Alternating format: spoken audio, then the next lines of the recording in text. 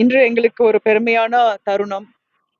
PSGR Krishnammal மகளிர் கல்லூரி 2025 NIRF இந்திய தரவரிசையில் ஆர்ட்ஸ் அண்ட் சயின்ஸ் காலேஜஸ் கேட்டகரியில் நாட்டிலேயே 9ஆம் இடம் பெற்று உள்ளது.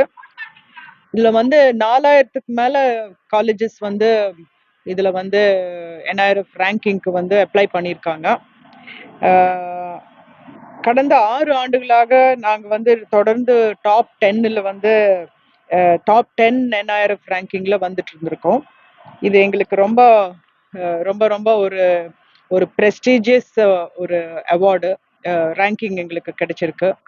ஸோ இது வந்து எங்க டீம் வந்து லெட் பை பிரின்சிபல், அவங்க வந்து NIRF டீம் மிஸ்ஸஸ் ராஜி, அப்புறம் doctor Vasantha, entire leadership team, doctor Kalaiselvan, doctor Sadasivam, எல்லாரும், டாக்டர் யசோதா தேவி இன்னைக்கு அவங்க இருக்கல, பட் எல்லாரும் சேர்ந்து வந்து ஒரு ஒரு கோஆர்டினேட்டட் எஃபர்ட்ஸ் போட்டு ஒரு டெடிகேட்டடா வேலை செஞ்சு, and especially all the faculty, department, students, supportive parents எல்லாரும் சேர்ந்து எங்களுக்கு இந்த ரேங்கிங்க்கு வந்து சப்போர்ட் பண்ணிருக்காங்க, பார்ட்டிசிபேட் பண்ணிட்டு இருக்கிறோம்.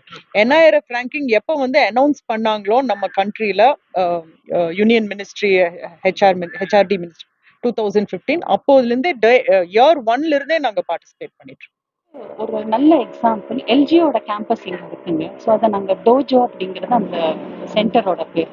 ஸோ அந்த சென்டரில் எவ்ரி பேட்ச் 40 ஸ்டூடெண்ட்ஸ் இருப்பாங்க. அந்த 40 ஸ்டூடெண்ட்ஸ் 3 months ட்ரைனிங் எடுத்துப்பாங்க. ஸோ அந்த ட்ரைனிங் முடித்த உடனே அவங்களுக்கு எங்கே பிளேஸ்மெண்ட்டுக்கு போனாலும் வேலை கிடைக்கிற மாதிரி இருக்கும்.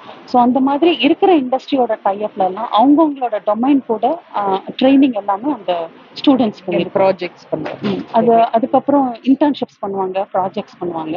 இதை தவிர எங்களுக்கு நிறைய குளோபல் யூனிவர்சிட்டிஸ் கூட கொலாபரேஷன் இருக்கு.